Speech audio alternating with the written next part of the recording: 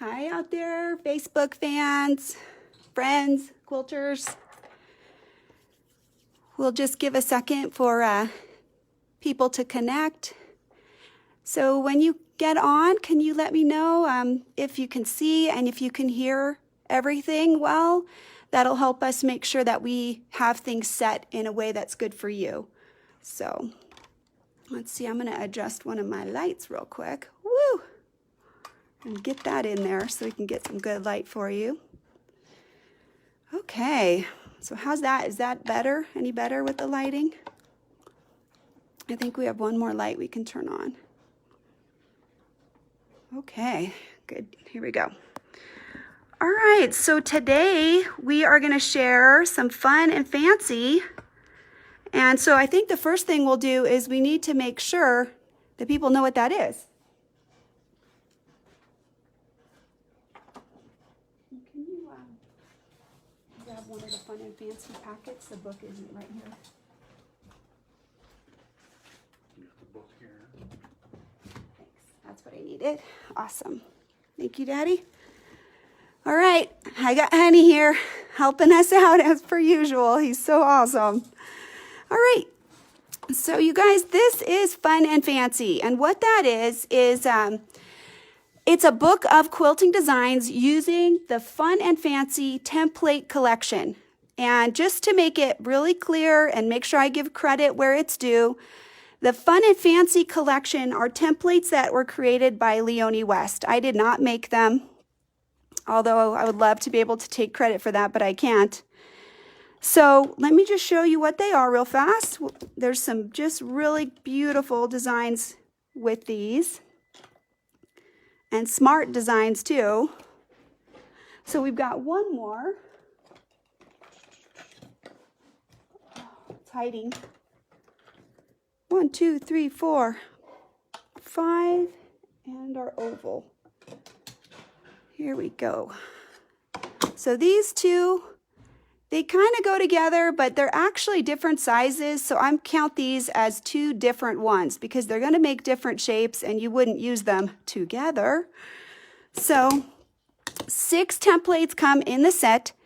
And today I'm going to show you a design that's going to use most of them, some of them more than others, but also just show you some different ways that you can do things. And it's not that you have to use these exact templates. You know, of course I want you to because they're awesome.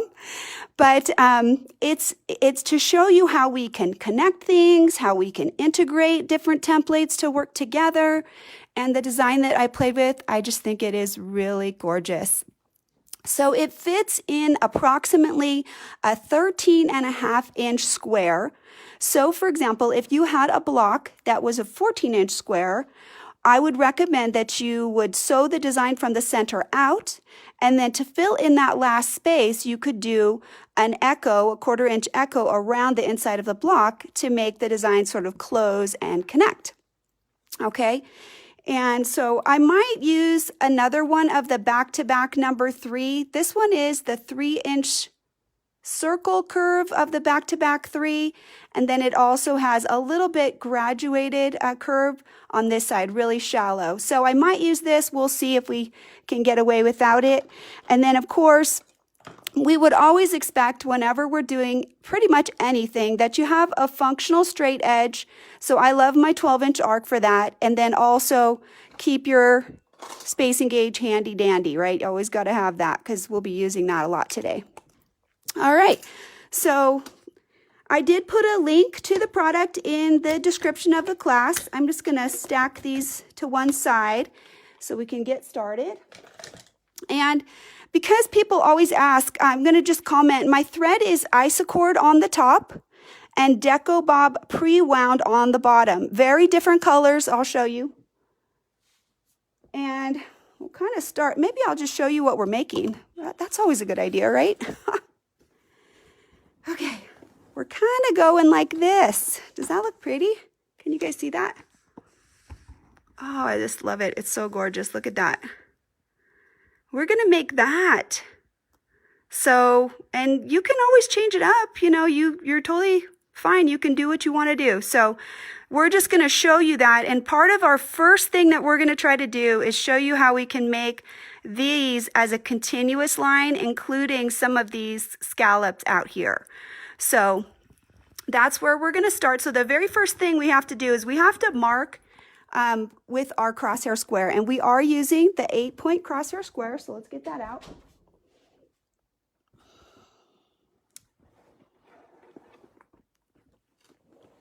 All right, and our design, like I said, it's kind of big, 14. So I am going to go ahead and center this, and then I will extend the lines a little bit just to make sure that we have them available.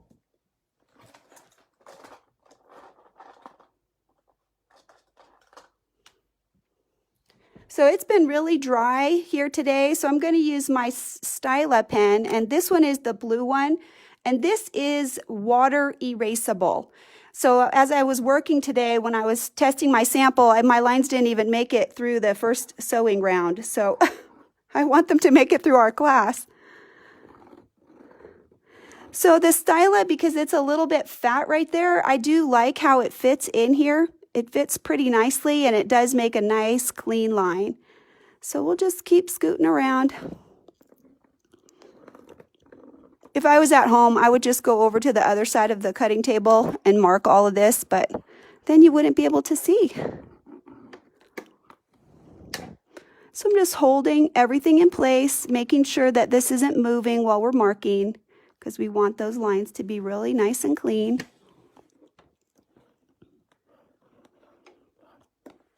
So one more. All right, make sure I can see everything really good. Okay, so we want to actually make one more set of lines. So if you've never done that with the crosshair square, I'm going to hold it up a little bit close, and I'm going to put my card behind it so you can see. So it's got a lot of lines. So if this is the groove right here, and this is the groove right here, this is the line that is in between these two. It's the middle. And so what we're going to do is we're going to put this center white line on the lines that we drew, and we'll put the center point in the same place. So I'll just do that really quickly. So center line is now lined up with that blue line, and I'm lining up all of them. So I'm double checking each one and making sure that the lines are all lined up as best I can. And then I will just mark in the middle that next line, that secondary line.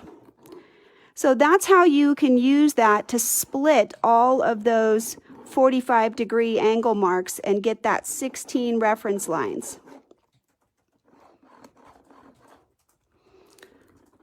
So you can see that if I was doing the small crosshair with this one, the 8-point, I would have to extend my lines a lot more. So when you're doing a really big design, it is nice to have the bigger marking tools. And I'll just scoot it up a little so I can get these lines out here. So what I'll do is I'll just go with that for now. And if we need to mark some additional lines a little bit later, which I think we will, we'll just do that once we see what we need, okay? All right, so let's go ahead and put the pin in. And I know a lot of you guys already know how to use our circles on quilts. So this design is a 90-degree rotation for this particular one. So it's only going to make 4 petals each time that we do it. All right, so just let me get my pin in there. Woo.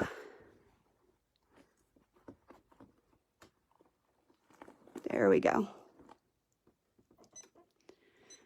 Okay, so the template that we're going to use is the Circles on Quilts spinning wheel, number 21. I just had it out. Where is it? Nope. Did I stick it back there? Yeah. Is it hiding? Oh, God, I just had it up there. Thank you. Thank God Honey's here. I'm so awful. I've set things down for 10 seconds and I can't find it. Alrighty, here we go. So go ahead and put your foot inside the opening, and remember that this is not going to use all of these lines. It's actually only going to use 8 for the interior design, but we need these lines later on. And I think it would be more complicated to mark it. So right as we make the first design, we're going to be skipping a lot of lines. I'll show you how we line up the first one, and then I'll talk you through as we do the next one. So right here, I'm going to start at A, put my foot in place, and I'll pick up that bobbin thread. So you can see my thread on the back. It's this light gray. It's really fine right there. So on the back, it'll be one color, but then on the top, it's going to be this beautiful green color. And I liked it. It really showed up well on this particular fabric, so that's why we're using it. So I'll hold those threads right when we start. We're all lined up. Go ahead and sew to the top. And right here, just take a little extra stitch, a little breather, a very slight hesitation, so that we don't drag that bobbin thread right there. One extra stitch over the top of that is going to make sure that that stitch is anchored securely. So the template that we're using is Circles on Quilts number 21, and it's part of the Fun and Fancy collection. So I just saw that question come in. So right there is letter A, and on this side is letter B. So we sewed from A to B, and now we'll rotate. Notice that it's a long rotation. This is 90 degrees that we're rotating. So we'll line that up on the line, and then we're back at A right there. And we'll do the same thing. We're going to sew A to B. And I'll show you today that I'm not going to rotate the sandwich, just to show you that it is possible for this design. You don't have to rotate it. Right to B. Let the needle stop. And notice here that there's just a little white line. Let me stick the card under there so you can see it. This line right here, that's your anchor reference line. So as I rotate, I'm going to put that white line right on top of this stitch line right here, and then I'm going to line up this center line here with the crosshair mark on the back.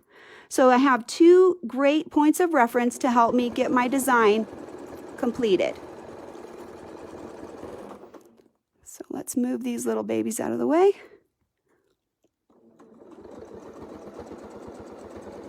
Back at B. And we'll rotate, get that 90-degree alignment, and checking that white reference line back there, making sure that we're aligned. Now, since this is the last lobe, I'm going to check the front reference line as well, because there's one right here and right here. And if I have this and both of those lined up, when I come back in, I should close the design just perfectly.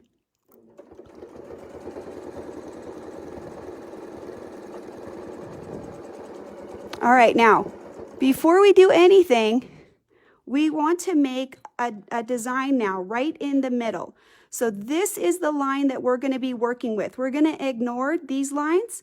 These are the 2 lobes, and we're working with a line in the middle. So what I want to do is, I know that I want to rotate to there, and I'm going to put that in here. So what I need to do is I need to sew up a little bit here until I'm on this crosshair reference line, because that's where I'm going to hit. If I'm done here and I line up right there, that design is going to fit centered right there. So what I'll do is I'll get lined up, kind of looking right here to be correctly 1/4 inch spaced. So I'll sew a little bit slowly just to make sure I can get right on the line. And now when I rotate, this is that center line right there, and I'm perfectly centered now for the design. So that was how I did it continuously. I didn't have to cut my threads. I didn't have to do anything. I just used the crosshair reference lines to tell me where I needed to go. And now I've got the same pin, and when we do this one, we're going to just put this part in, not the whole part of the design. Although you could put the whole shape in if you wanted to. You could use that, and you could come down, and you could do this as a continuous design. But what I want is I want these to look like they're behind the other lobes, so I don't want the full look. So now look at where we are right here. I'm going to sew again on this, so this will be double stitched. So I want to line it up on the line like I did before, and I'm going to sew until I get to the next crosshair line. So here's where you're going to see we're using that crosshair reference line to best advantage. We're just really going to take all the advantage of it, and it's going to position us right away for our next line. So there is the next crosshair reference line, and the foot is touching. So very, very convenient way to move throughout this design. So stop when we get right to there.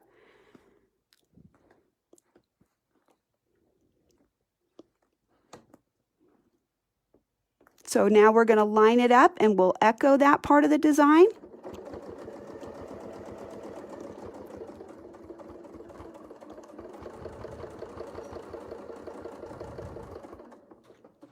Okay. All right, here we go. I always want, there's so many lines, I want to do something right there, but I have to remember you're looking for the middle line right there. Woo, okay, here we go. So we're in the middle, and we're right where this dip between them is, and that's where the lobe will be centered. So that's another visual reference that you can use. Okay, and we're just going around. We're getting everybody lined up right on the center line, and now we can just copy this. And don't worry too much if the line is slightly off. It'll be good enough. You know, that'll just give it a little extra dimension. Either way, it won't matter if it's not perfect. Okay, here's our last one. So we'll go ahead and we'll sew this. And remember what I said, that when you are done, I want you to not let go. So right here, we've connected the design. And now I'm going to sew up to the top. So this is in the interest of making the design as continuous as possible. So I'm going to take it off right now. We'll show you what we've done so far. And so the goal right here is for you to be able to think about, how can I make my designs more continuous so that I can have an easier time moving throughout my design? So I'm going to cut these long threads here, get these out of our way real quick. Actually, you know what I'll do? I'm going to show, some people were asking me recently about how to tie off. If you have threads and you don't micro tack, how can you tie them off? So you know what? I'll show that real quick. Let's get our pin out of there. So he'll be out of the way. I am putting this in my ruler rack right now. Okay, so let's tie this off with our self-threading needle. Excuse me. Honey was very sweet. He got me some water before we started because he knew I would need it. All right, let me put this up really close so you guys can see really good. Woo, see that?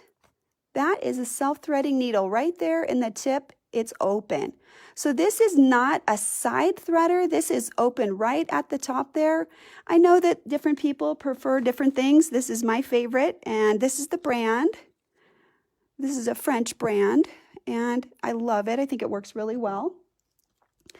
So let's turn this a little bit and get you in a little bit closer so you can see this process right here. All right. So I call this the bunny ears, right? Your little bunny is hopping along. And I'm going to grab that thread, and bunny's going to flip over. Then I'm just going to take those two threads and put them through my finger. And then just pull that through. See that little loop right there? Don't tighten him up just yet. We're going to take the needle and we're going to move him to where we want. And then we'll tighten him up. What I'm looking for is about 1/2 inch from the edge of the quilt to the knot. And the reason for that is if I try to pull him through and the knot is cinched right down there, how can I hide the knot? I can't bring the knot in at all if the knot has no slack right there. So make sure you offer it just a little bit of slack so that you can actually pull it through. So now let's thread it on there. I like to put a little tension on it with my fingers. That makes it a lot easier to thread that and get that on there. And then I'll just put the needle right through where I left off, and I'm going to wiggle this needle through my batting as far as I can.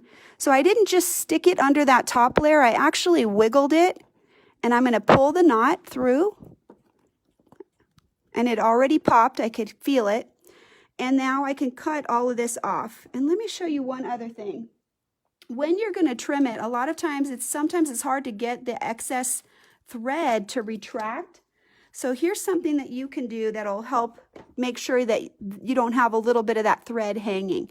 When you cut it, just kind of cinch it up real tight like this, kind of pucker it. Then you can cut it, not too short, you know, don't try to get too close. But then when I stretch it back out, then it draws those threads down in there. And now that knot is hidden into your batting. So that would be an example of using the self-threading needle and tying your threads off and making sure it's really clean. So right now where we are is we're going to start putting the scallops on here. So we're going to pull another template out.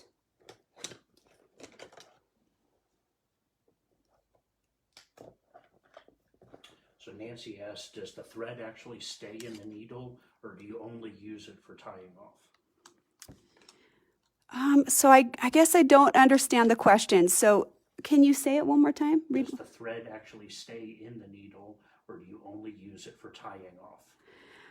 So Nancy and everyone, what I did is I threaded the needle by popping the thread into the opening of the needle.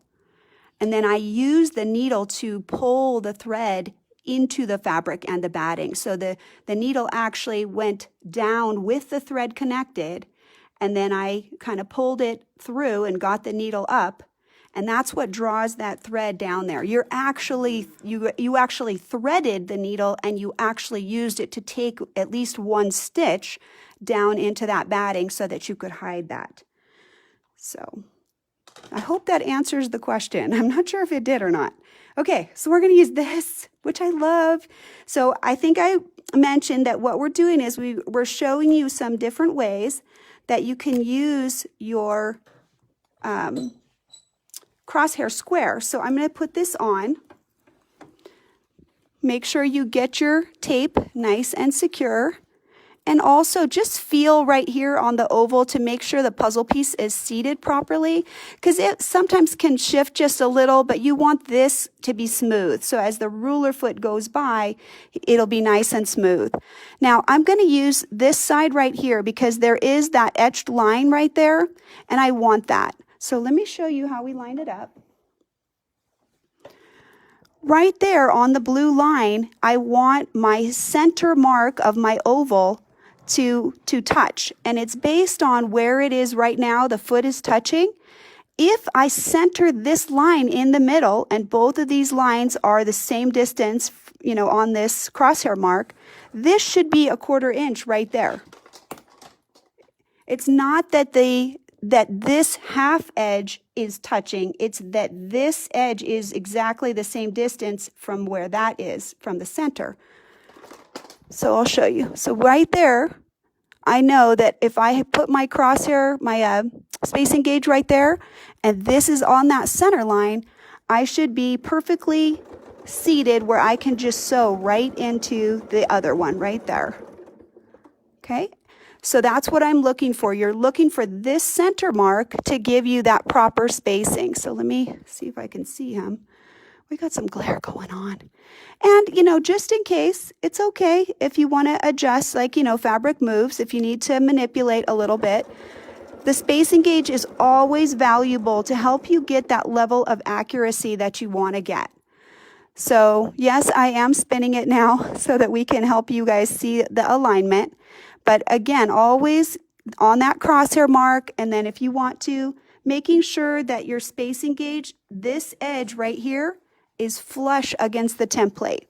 And that's how you can make sure that you'll get your stitch right into the point right there of the design right there. And you can always fudge it. It's okay. I do. Feel free. Fudge is delicious, right? Was there a question, honey? Just what is the name of this template again? It's a simple oval. What? So, oh, you guys, I'm so sorry. I did not tell you. This is, again, this is from the Fun and Fancy collection, and this one is the simple oval. So this is available in different ways. You can get the 3 by 1.5 inch oval from the Fun and Fancy collection, or you may be able to get all 3 of them in the simple oval collection. And the sizes for that one are 1 by 2, 1.5 by 3, and 2 by 4. And that means the distance here, so on mine, this is 3 when it sews out, and the width right here is 1.5. So all of the ovals in the simple oval collection are whatever the length is, the width is half. Okay, so let's go ahead, we'll get that stitched in.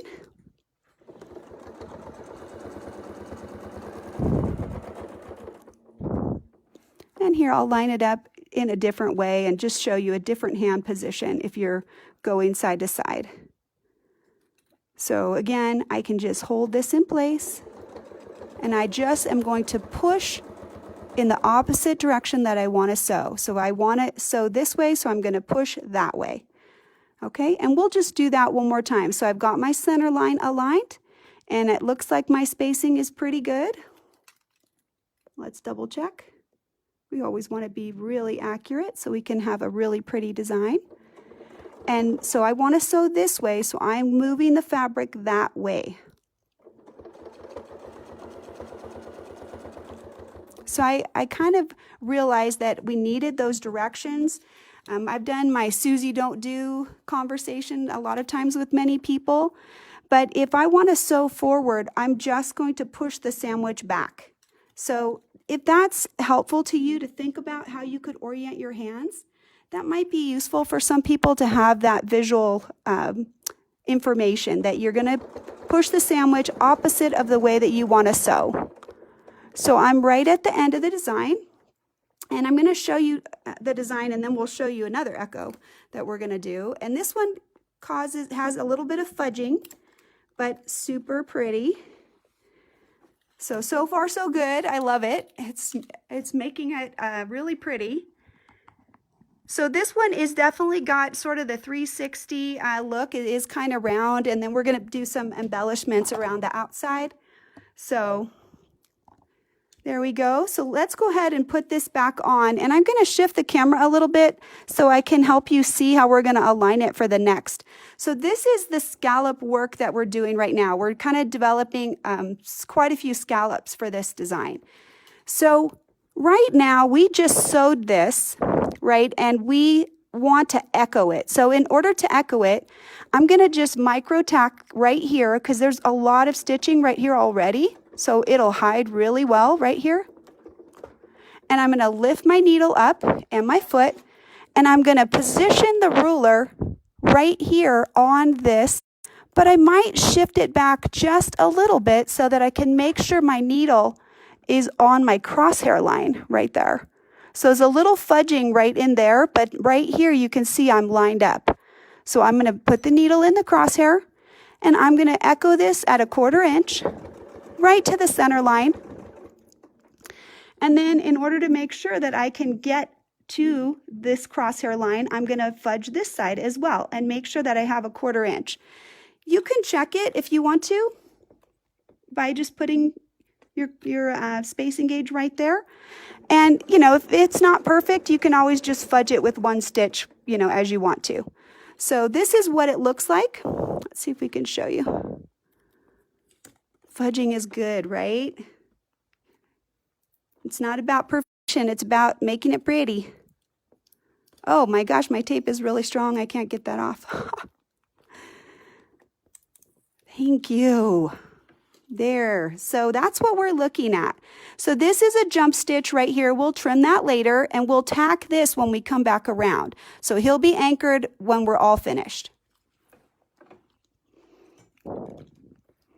All right, so again, lining it up right here so it's pretty much touching as best we can get it. And then we'll just stop in the middle and we'll realign the other side. So right there, and now realign this just so we can get onto that crosshair mark.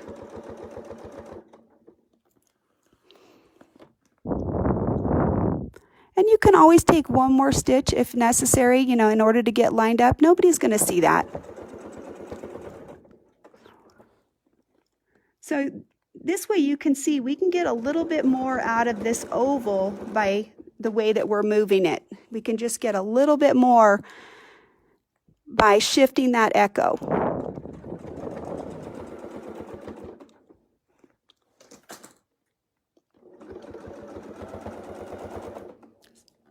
Hey, sweetie, I dropped my spacing gauge there on the back side.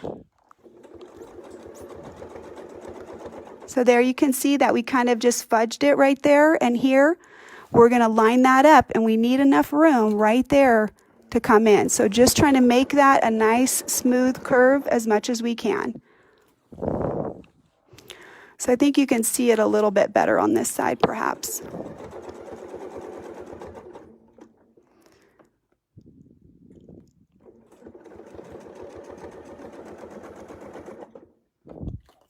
All right, we're almost there.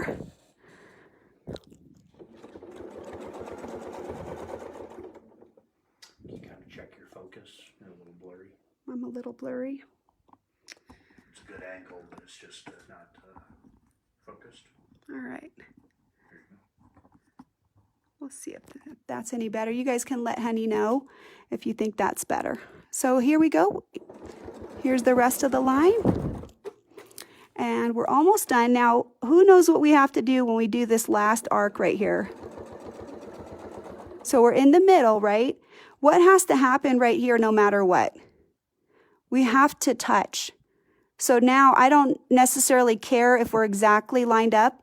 I just want to make sure that I can close the design nicely.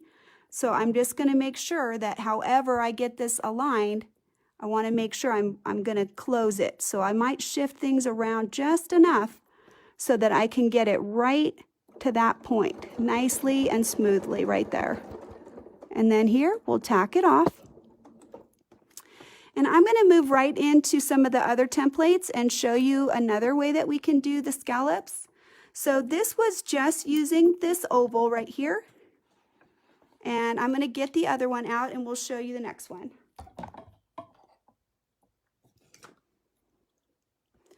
So if I want to use this one has a beautiful center line. It's easy to use. I can line it up and it gives me almost my perfect 1/4 inch. So let me show you down here. We'll tilt you just a little bit more. If I line this up on that crosshair line and I'm right on this crosshair line here, it's almost this perfect 1/4 inch all by itself. I hardly have to do any work right there to get it to line up. So this one is really great for scalloping on either side, but it would be hard for us, like if this was the first one, we couldn't really use this to echo that, right? Because it would be on this side. We would have to use some creative spacing if we wanted to do that. I found that to be a little more challenging, but for this side, I think it's going to be perfect. It's going to make it super easy for us to quickly put this outer scallop right on here. And you're just going to stop and connect the dots right in the middle for each of these. So very, very easy. This is, again, this is that power of that crosshair marking tool. So you can see we really have used that so much with this design, lining everything up. And you can see that when we have this, a lot of our times if our template has a center line and we have it lined right in the middle, then the crosshair ends up doing a lot of the work for us, which is really convenient. I do like to check the lines just in case, because I know I want my design to look more precise. And sometimes, you know, who knows, maybe I messed up somewhere. So this will help correct that and help make everything look more perfect.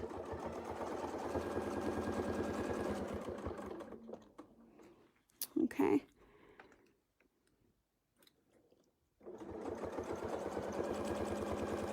So when we get around here, I'm going to just kind of look through the feed and see if there's any questions or anything like that.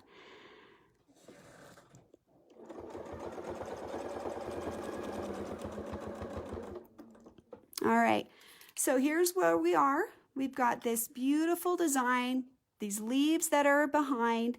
Everything's connected really nicely. Absolutely think this color is so pretty. So this was the inner oval from the 3 by 1.5 simple oval. And because this is an interior cutout and the ruler foot's going to add a quarter, so you can imagine that this right here, if the other one sews out at 3, this is actually going to sew out whatever size this is plus a 1/2 inch, because the foot will bring it out a quarter here and a quarter on this side, and then it'll be a 1/2 inch wider. So I would actually have to measure this and add that in order to determine the spacing for this one, which is easy to do. I just don't remember it. So I just, if I need it, I measure it. But right now it was all a visual measurement right here. Okay, so let's move on. So the next one we're going to share is this back-to-back template, which I adore, and it is really, really fun. And we're going to show you both sides of this and how we can use this to make a scallop as well. So right from where we are. And what's the number for that? This is the back-to-back 3-2. Right there, back-to-back 3-2. So I'm going to use the hook initially, so we'll get this kind of lined up. But let's see, I guess that doesn't work. We need the freedom to center it. This has a center line, just like the other ones. And then once we center it, we also want to make sure we have enough room to get back so that the foot will sink right in there, so that as the needle comes in. So I'm looking visually, I kind of use my finger as a guesstimate. So when I sew the first one, you'll see we'll kind of get a little bit more of that scallop. Not much, but he'll end at the same spot. Hopefully. I moved my ruler. Did you guys see that? So I'm just going to correct that. Make sure that I start in the right place. So again, same thing. Lining up our center line. Making sure we have enough room there to come back in. So notice that my fingers are inside of the back-to-back area. So like right up in here. We don't want to be holding back here because that kind of tips the template a little bit. And if I can't quite get in exactly, I might fudge the last stitch or two right there just to make sure that I can get a pretty return right there.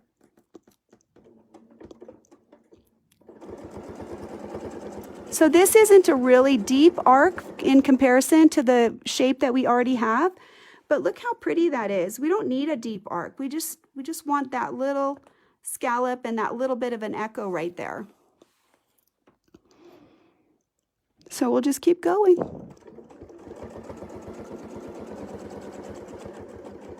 Making sure that when you end, you're on that crosshair line, because that's, where everything is connecting.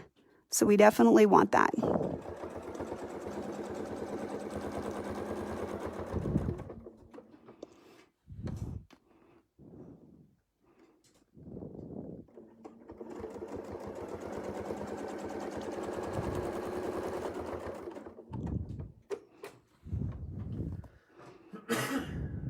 So I'm right on my center line.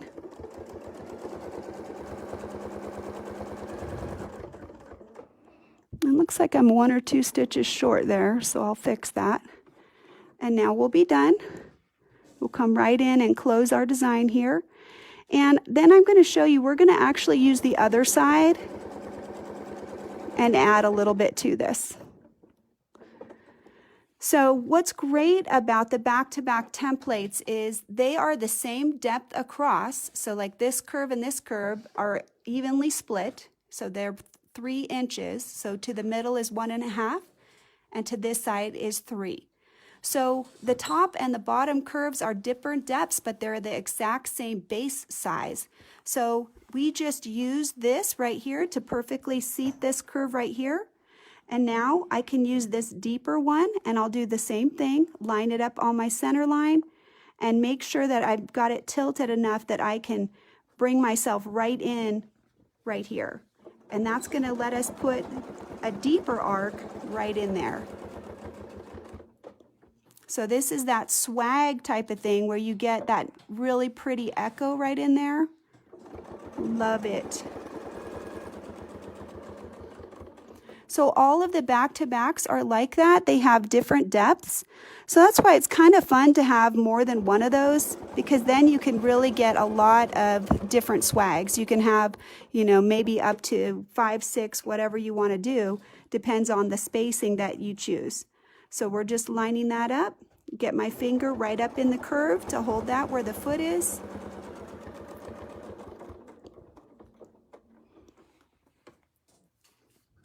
So double checking here before I go any further. Let's see if we can get you out to see that area. So right here, I've got to make sure that I've got this lined up, but I have to have enough room so that the foot can get the needle right into that spot. So that's also something I'm always checking right there.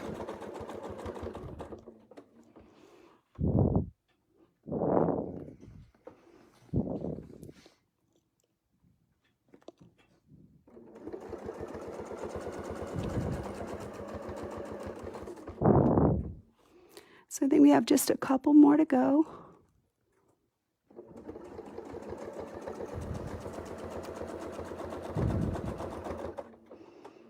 And 1 or 2 stitches, that's the fudging part. And again, right here, we want to make sure that we come right in. So we're going to line up our ruler so that we can close that design right there.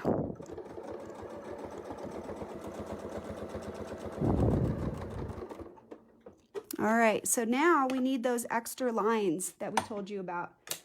So I'm going to grab one of my straight edges so that we can extend some of these lines if we need to.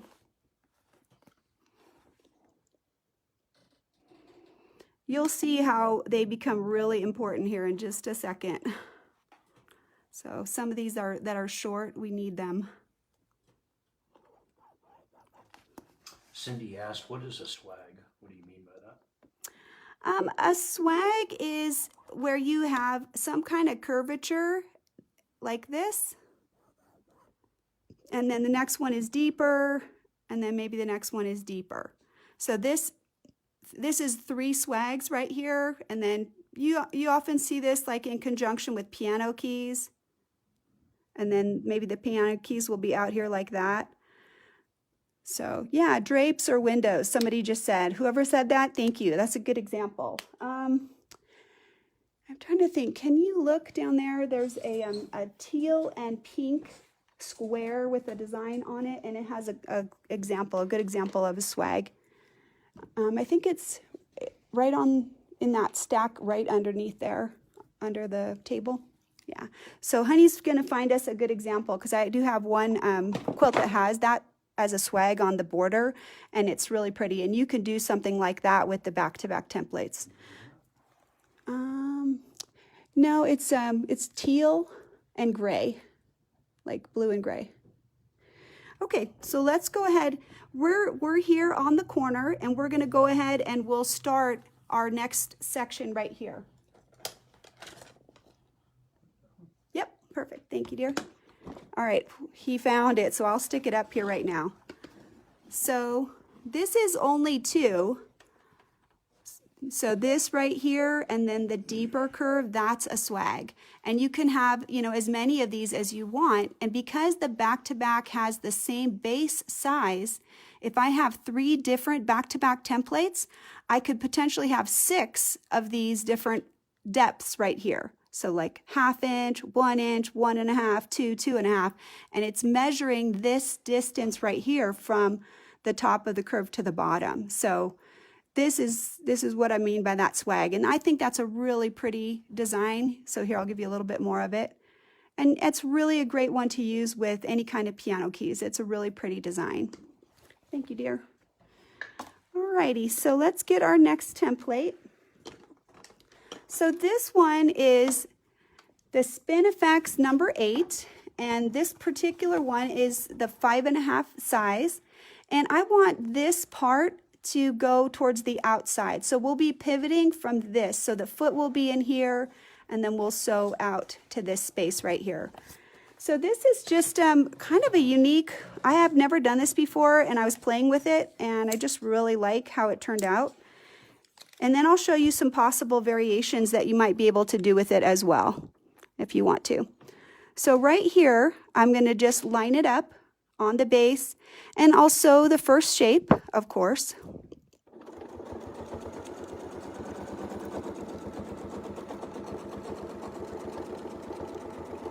And then here, what I'm going to do next is I'm just going to pivot it until this is centered on this crosshair line. So this is why we needed that additional set of crosshair lines. And I can tell right now that I've got these two lines and the same amount of space when I look down into the hole. You could also use your spacing gauge. I'm a little bit lazy, so I'm not going to. So here, right to the crosshair line, right there. And now watch, when I pivot, now I can get right into this other spot over here so that I can get to the next curve. Don't ask me how I know that that works. I just don't know. It worked. So I tried it on paper and I was able to get it to do what I wanted. And so now I'm telling you about that. I'm sure that there's some math in there, but that makes my brain hurt. So forget it. I'm not explaining that. Okay, so then here again, this is where we were talking about we need those the lines to be a little longer. So I think what I'll do is I'll just keep a straight edge handy, and we'll just add some lines if we need them. Because some of them are a little too short. We just need a little bit of extra. So I'll just keep that handy. All right, and I want to keep this curvy part. You could do it either way and it would still work. I just like the curvy side better. I tried both of them and I feel like the curvy side looked prettier. So again, I'm centering it so that as the foot comes in, he's going to land right on that crosshair. And you could sew both sides, you know, but I didn't like it. I tried it, you know, where you'd sew into the swag and come back and then pivot. And I just thought it wasn't as pretty. I didn't like it as much, so we're not doing that. But you can if you want to try it.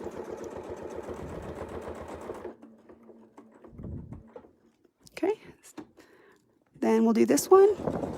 So you can see once you get the idea behind there, this is going to go pretty quick.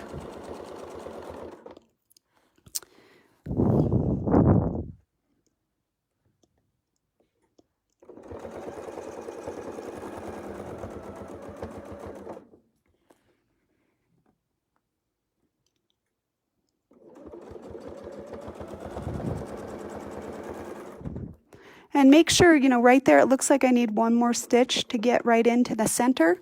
So I'll just take that and line this up here.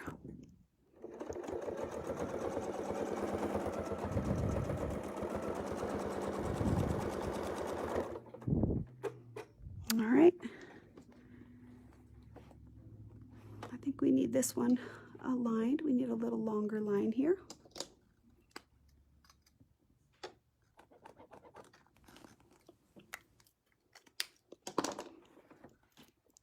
So getting that seated right on there, I use my pinky a lot of times to get that alignment because it seems like it's a good fit.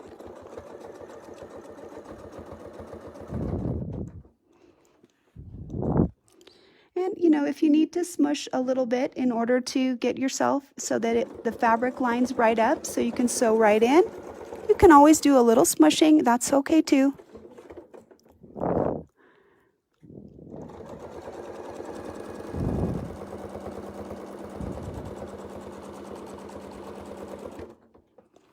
All right, let's see how we're doing. So we'll give you a little look-see. What do you guys think? Isn't that pretty? So here's the wreath kind of thing that it makes. It makes this little space in between, and then you'll get this on each other one like that. So these will be in the middle, and you'll have the little kind of a curvy top right there. Oh, dropping things. My spacing gauge wants to fall down today. All right, where are we? Let's get lined up.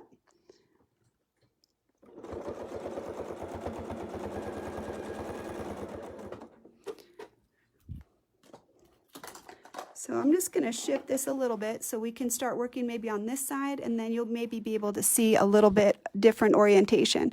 So right here, there's a center line through the middle of the template right at the tip.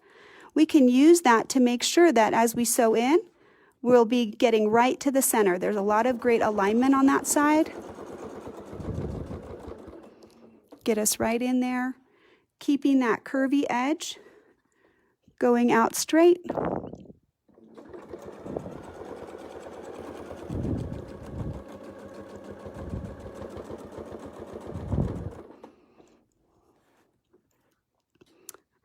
And let's go ahead and see if we can make that line a little longer.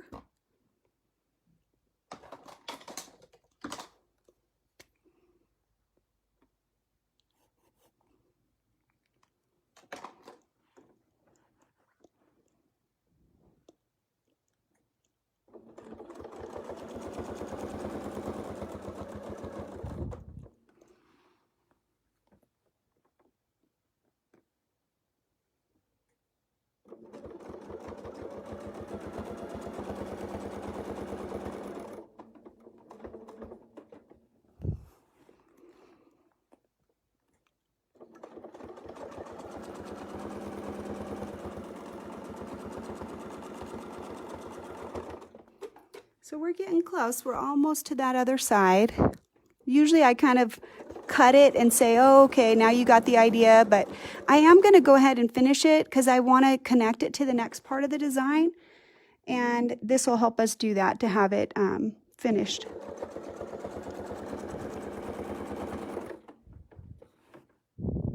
So getting all of those pieces lined up. Because of how far out, because of the angle that we're using, it's not really connecting between, which is kind of cool. I really like that. I think it really creates a different look and lets each of the wreath areas kind of stand by themselves, which is fun. So always checking that you should end right there. And now we're right back at the beginning, just so I'll show you. So right here, if I need to, the quilt may draw up a little, so you can just put a little smush in there, making sure that this center line will get you lined up so you can come right back in. And then we'll just tack that a little bit, put that extra stitch in there, and we'll pull this out. So what I did here is, instead of hiding it, I took about 5 or 6 very small stitches. You are going to move in the stitch line. You can't just tack, tack, tack without moving. You have to move ever so slowly. And then once you've done that, you're going to go ahead and bring the needle down and up right where you left off. And that's going to let you pick up that thread. Now this is my top thread loop right here. Notice how I have to pull both sides in order to pick up the bobbin. Okay, so let's go ahead. We'll cut that, and then I'll show you how it looks.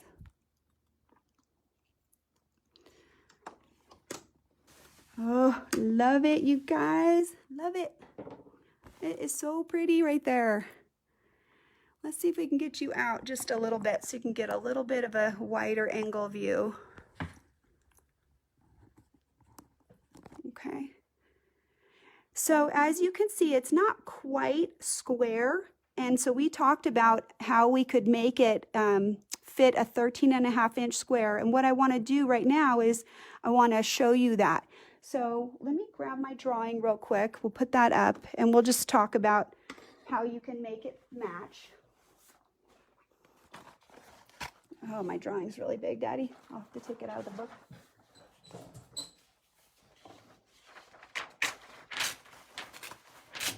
Thank you, sir. All right. So here's just some fun ideas. This is the oval right here, and I just kind of pushed it up on the same center line right here.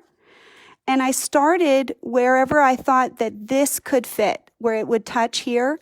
So you could literally put this on here and you could measure. And what I wanted to do is I wanted the arc, because that template has a flat bottom right here. And so what I did in my mind is I created a curvature like that, right? And so this is not the full size of this, it's shorter, but then I could pivot. I could still use the same pinpoint, which is that little dot right there. But then when I stitched, as I sewed and I wanted to go travel, I could pivot and I could stitch along that arc, this arc right here. So then it wouldn't be like this flat squared off. It would look more intentional by having that as the base. And I could make the base any curvature that I wanted. I could make it deeper or shallower. And then that would be a way that you could fill this corner right here. And this is just 1-inch circles. And I just started touching and I worked my way back to the corner, and then whatever fit, that's what fit. I didn't care if the circle was full or not. I just cut it off and whatever fit, fit. So I thought this would be kind of a fun design. And then I have one more that I'm going to show you real quick. Let me grab another one. And this is the one that I will probably show you. I'll probably sew today. All right, let's pull it up here. Let's see if we can, we'll let the foot hold that real quick. Stick the needle in there, and I'm going to get you up a little closer so you can see. So right here, this would be hard to connect to right there, but it would be possible. You could continue the design, but you'd have to finish this, and since we already went all the way around, I think it'd be easier to do this as a corner. So what I did is I took a straight edge from this corner point right here and this corner point, and then I connected the 90-degree angle. So that's what makes that 13.5-inch square. I knew that the design out in these spots went out so far, and then I just connected this with the 90-degree angle. Well, just so happens that if I put one more of these on that crosshair line, this fit perfectly. So I could start at the corner and I can put this in, and 2 of these will get me right to the next one when I lined it up. So you'd come in here and you can just do this until you hit that line, just like we did with these other ones. And then this one will connect. So I think we'll try that just on one of the corners to show you what I mean. That's a lot of talking, but better to show you, right? So let's extend our line out just a little bit, and I'll show you how we make that corner real quick.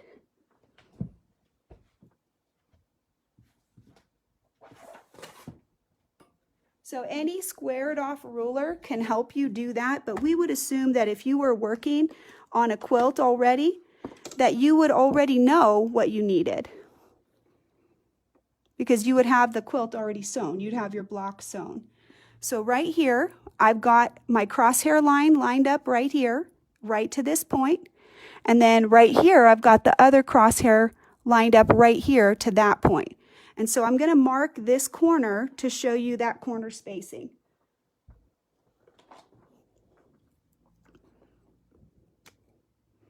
Any kind of a squared off straight edge, your crosshair ruler can also be used for that as well. And then we'll go ahead and we'll just make this mark come right out to the corner, because essentially that's the line that we're going to be using right there. All right, and we'll start right there in the corner.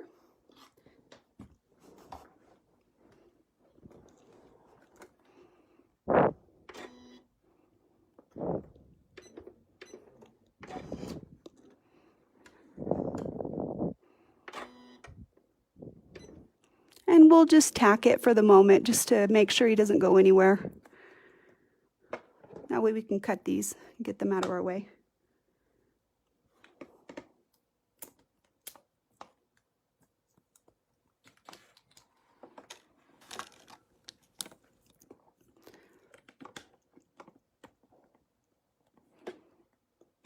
All right, so let me show you real quick, decision-making time.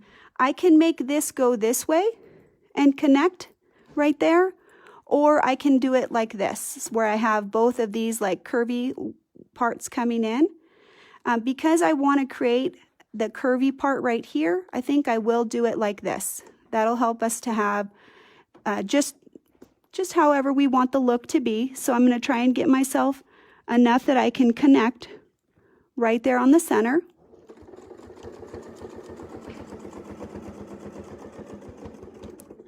okay?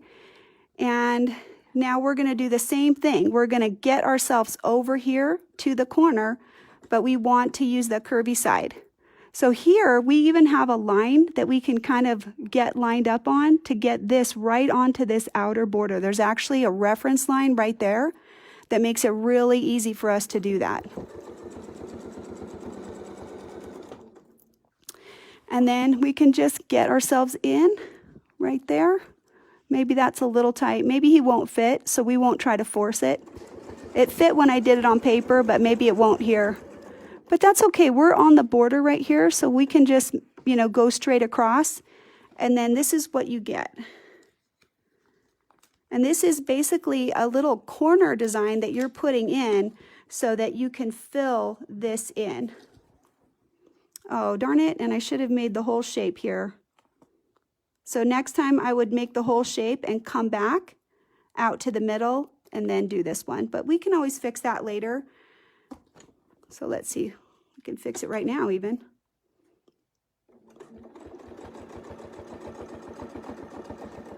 So that's that spot for the design. So let's go ahead and we'll put him back on. And we'll get right back to the center. He's lined right up on the center. So we get right into the middle. And then we can do this side. So now I'll show you how we did it correctly. So we'll do the first shape all the way, like this. And then we can come back on either side. And then, let's see, we did it with the curvy side in. So this side actually fits a little better than the other one, but it'll still be short. But I just think it looks really pretty, and I think that'd be a good way to put some corner detailing in, because you have this really pretty design, but then you would basically have, like, the corner would be empty, right? So these will have your curvy ones coming in, and then these two have the pointed areas coming in. And it, you know, gives you spaces that you could fill. You could do some micro quilting in here to push this down, which would let these parts of the design show. I'll tack it off and we'll just kind of come out so you can see the whole thing.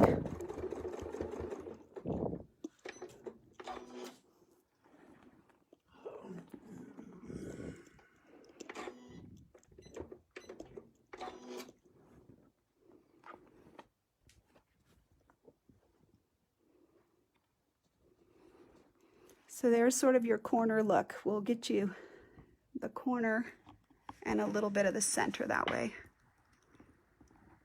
There you go. Isn't that fun? And that's just using the crosshair lines and using your boundaries. And then, like I said, this fits about a 13.5 inch square. So if I had a 14, you can just put a 1/4 inch echo out here, and that would bind the design. So you could close all these edges. And that would also let you travel between the designs so you could get to the other corners and finish them all out. And then I have one more design for the center. So let's see, what time is it, babe? 4:03. 4:03. Okay, we have enough time. So let's put our little center detail in there. So one of the things that I love this design, but it's always very open here in the center. So I always like to try to put something in here to give a little bit more detail. So we'll put the circle and we're going to line him up right on the crosshair marks again. Thank God for the crosshair marks. So we'll put the circle right in the middle.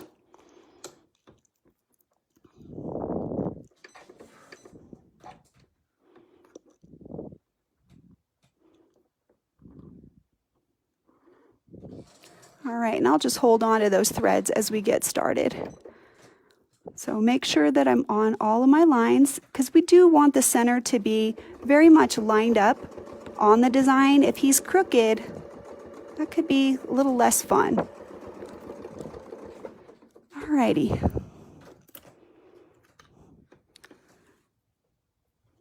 So let's take our little oval now.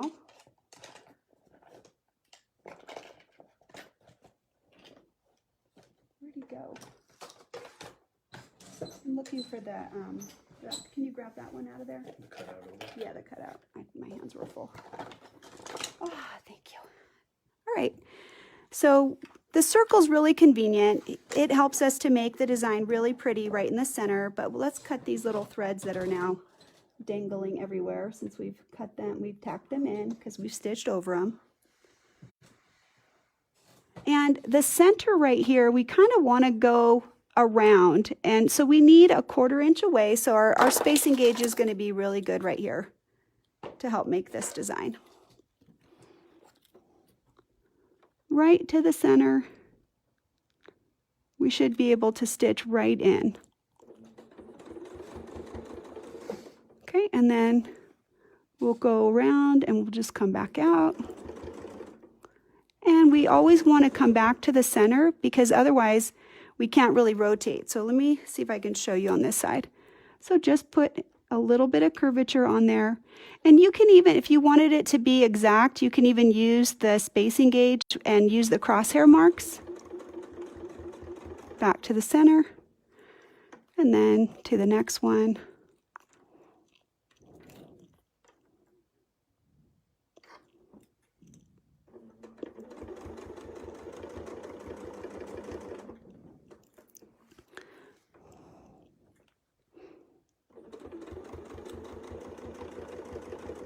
Might be easier if we marked some little spots on there. That would help us segment the circle a little better. Maybe going ahead and taking the crosshair lines and at least putting a few of them in there. So I think we need one more. This one looks a little bigger than I want.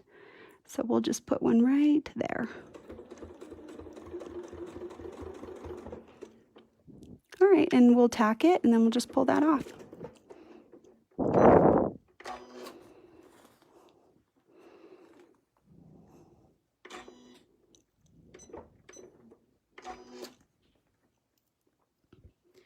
So in my between the lines circle set, I actually have 1.5 inch circle. And what I think would be great here is to put another echo, or if you have the sampler set, you can put a 2 inch echo. What you'd want to do is when you put it on, you want to see where it's going to hit right there, because this one, it might touch those parts of the design. So maybe it would be better if we got the one that is the next size down. That way we can make sure it's not going to impact the other design. So here's the 1.5 inch, and we would line that up just the same. Center it right here. Get all your lines centered. And then we can put that echo in there. And you should see that your foot will be touching the 1 inch circle because there is only a 1/4 inch stitch differential between these on each side. So right there, see that I'm touching. So if it looks too big on any given side, that might be a sign that I'm not seated properly.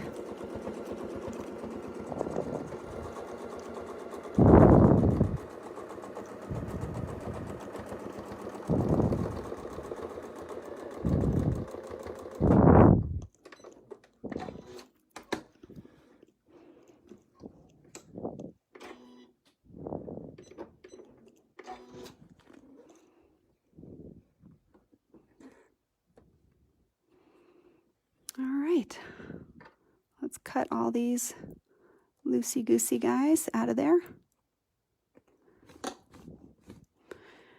So I like that. I think that that adds a little bit of drama there in the center, and it kind of prevents that center space from being so much more open. And then I think that this quilt would be really fun to go ahead and add some texturing. So I could really see doing some micro quilting in here to punch this down and make the scallop stand up. And then putting some kind of wiggly wave in here, or maybe cross hatching in this area would be also really nice. You could cross hatch this pretty easily. And then just any kind of additional fill or using textured threads, colored threads would be really fun. And because we talk about thread a lot, I want to go ahead and just flip the quilt over and show you some information about threads and things that you want to know as you're working on your own quilts. So this quilt is double batted. This is warm and natural cotton. And so it's not super thick, but with the 2 layers, you can see that it does give a really nice loft and texture to the quilt. And I'm using two very different thread weights. The bottom is 80 weight Deco Bob, and the top is 40 weight Isocord. Both polyester threads, so both very strong, but very different weights. If I have double batting, the knot between the top and the bottom is much more easily hidden in all of this batting than a single layer of very thin batting. Thicker batting is always going to help you hide the knot. So, if you're working with really different colors, it's good sometimes to consider if you might want a little bit thicker batting, because then that's going to protect your design a little bit. So you can see on the back here, let me see if we can get you in close, a little bit close. Let's try to let you see that. So right there, because I have that thicker batting, I can hide that green so much better. With my tension is adjusted to be proper, but sometimes when you have a really dark thread and then you have a really light thread on the other side, or you have a really light fabric and a dark thread, like that green is so dark, you can see that I don't have a lot of that green showing through here on the quilt, and that's because I do have a thicker batting. So it does really help give that better stitch quality, because it tightens up the stitch because there's more that it's going through. So it kind of cinches it up and it gives you that loft as well, which I really love.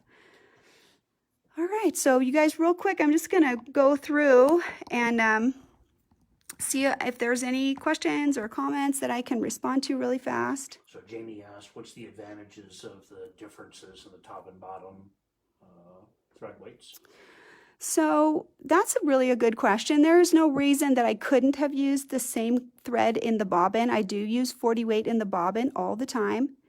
The reason that I like the pre-wounds is because I'm lazy, because it's easy. They're already wound for me. And I also have the advantage of I want to be able to show you how color matters. So here you can see that the quilt is giving you texture. Even though the design is present and you can see it, it's much harder to see it. But if I use that really strong thread that shows it, now the design is everything. Your eye goes to the quilting, right? So you can choose. If you want the quilting to be the focus, then you should choose a thread that makes it the focus. And if you want the piecing that you've worked hours and hours on, or a quilt that you've worked for a year or whatever, maybe you still want nice quilting, but maybe you don't want the quilting to be the only thing that your people are seeing. You want them to see all the work that you did.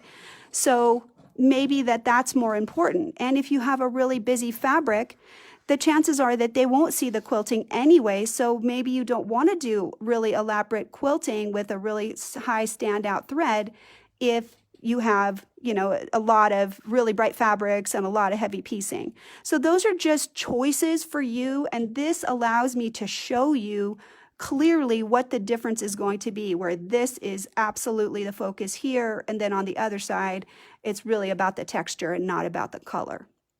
So several people have asked, what's the color of green? What's the Isocord number for that? The number, let's see.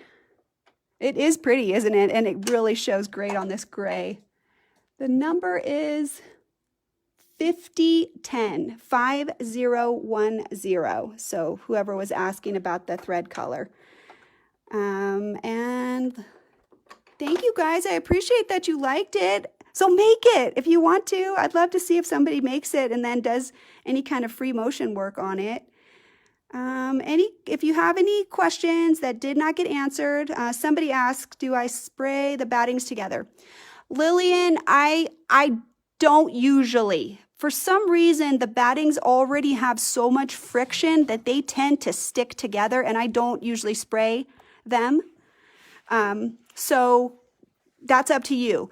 However, realize that most of the time when I'm showing you something, it's a smaller piece. If I had a full-size quilt, I absolutely would spray everything. I would make sure nothing is moving, because then, you want to make sure that you're not going to get that pucker or that bubbled batting or something like that. So if you're doing a bigger quilt, yes, absolutely make sure everything is batted, sprayed, and secured well. Let's see.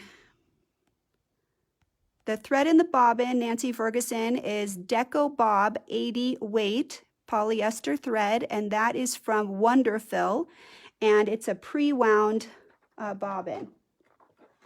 So they have an L and an M class, an L and a class 15 pre-wound bobbins, and they come like this, and I love them. I use them a lot, so definitely they're fantastic. And they're strong. I mean, they provide a really good stitch quality, and they don't bulk up on the back. So what that does is it lets the top thread show nicely without having a lot of extra layers of thread or heaviness. So let's see.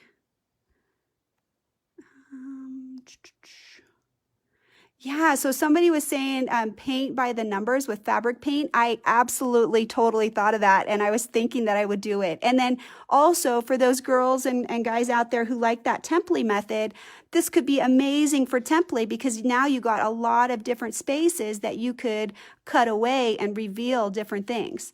So that could be something really fun to do as well. If you're doing template, I don't recommend the double batting because you're already going to be going through so many layers of fabric, like even if you have one extra layer of fabric. So then I would not use the double batting. I would just use like a little bit thicker regular batting. Can you back the camera away and show the whole design? Yes, I can. Give me a second. Let's see if we can. And I'll try to hold it up a little bit so we can see it better. I don't know. Maybe you should hold it. Can you hold it? Honey's going to help me, and we're going to just turn the camera. So close your eyes for a second. Alrighty, can you step back because you're still close to it? There we go. Isn't that pretty? Such a pretty design. And just having that gray fabric, it's really the quilting that shows. Can you turn it over, baby, so they can see the back as well then? So there you can see you got all the texture on the back, but very subtle now with that matching thread. So matching thread is very forgiving if you're, a little unsure of your movement and things like that. That matching thread is your friend, okay? So you guys, at this point, if you don't have any more questions, then I would definitely want to tell you, go have dinner or relax or have a great evening. Happy quilting. I hope you like this. And this is the Fun and Fancy collection. We haven't really talked about it for a while, but this is a book I wrote. And if you are looking for more designs, the Fun and Fancy has over 100 different quilting designs in it. And there are also video classes, a short one that is free with purchase of the bundle, and then a longer class that is discounted if you purchase the bundle. So anyway, happy quilting, you guys, and I'm going to say good night. Have a wonderful week. Happy quilting.